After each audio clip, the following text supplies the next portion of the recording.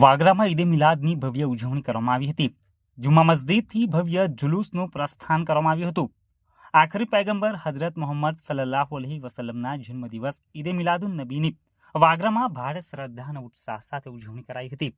આ વર્ષ વહેલી સવારથી જ વરસાદી માહોલ હોવાથી જુમ્મા મસ્જિદ ખાતેથી નીકળતા જુલુસનો સમય બદલીને જુમ્માની નમાજ બાદ કાઢવાનો નિર્ણય કરવામાં આવ્યો હતો।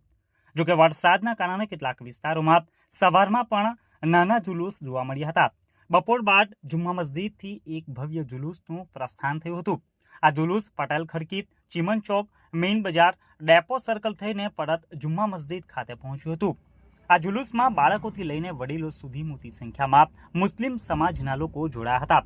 સૌએ ધાર્મિક લિબાસ પહેરી હાથમાં ધાર્મિક ઝંડાઓ પકડ્યા હતા। જુલુસ દરમિયાન શ્રદ્ધાળુઓએ ધાર્મિક નારાઓ લગાવ્યા અને નાત શરીફનું પઠન કર્યું હતું, જેનાથી સમગ્ર વાતાવરણ ભક્તિમય બની ગયું હતું। વરસાદી વિઘ્નો છતાં લોકોનો ઉત્સાહ જરાય ઓછો થયો ન હતો। ભરૂચ જિલ્લાભરમાં પણ ઈદે મિલાદની શાનદાર ઉજવણી કરવામાં આવી હતી। આ પ્રસંગે વાગરામાં ઠેર ઠેર સરબત, દૂધ, કોલ્ડ ડ્રિંક્સ, કેક અને ચોકલેટ સહિતની નિયાજનું પણ વિતરણ કરવામાં આવ્યું હતું। જુલુસ દરમિયાન કોઈ અનિચ્છનીય ઘટના ન બને તે માટે વાગરા પોલીસે ચાંપતો બંદોબસ્ત ગોઠવ્યો હતો। આ ઉપરાંત વાગરાની જુમ્મા મસ્જિદ અને અલમદીના મસ્જિદ સહિત વિવિધ સ્થળોએ પાક મુબારકની જિયારત પણ કરાવવામાં આવી હતી।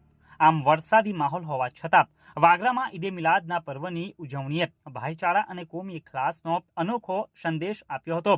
વાગરાના વાંટા હોલ ખાતે મુસ્લિમ સમાજ દ્વારા દાવત-આમ નિયાજનું આયોજન કરવામાં આવ્યું હતું। આ ધાર્મિક કાર્યક્રમમાં મોટી સંખ્યામાં મુસ્લિમ ભાઈ બહેનો ઉમટી પડ્યા હતા। આયોજકો દ્વારા સૌને સ્વાદિષ્ટ ભોજન પીરસવામાં આવ્યું હતું, જેનો ઉપસ્થિત રહેલા તમામ લોકોએ ઉત્સાહપૂર્વક લાભ લીધો હતો।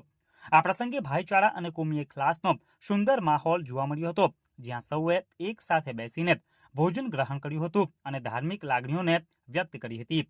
આયોજન સમાજમાં એકતા અને સદભાવનાને વધુ મજબૂત બનાવનારો પુરવાર થયો હતો।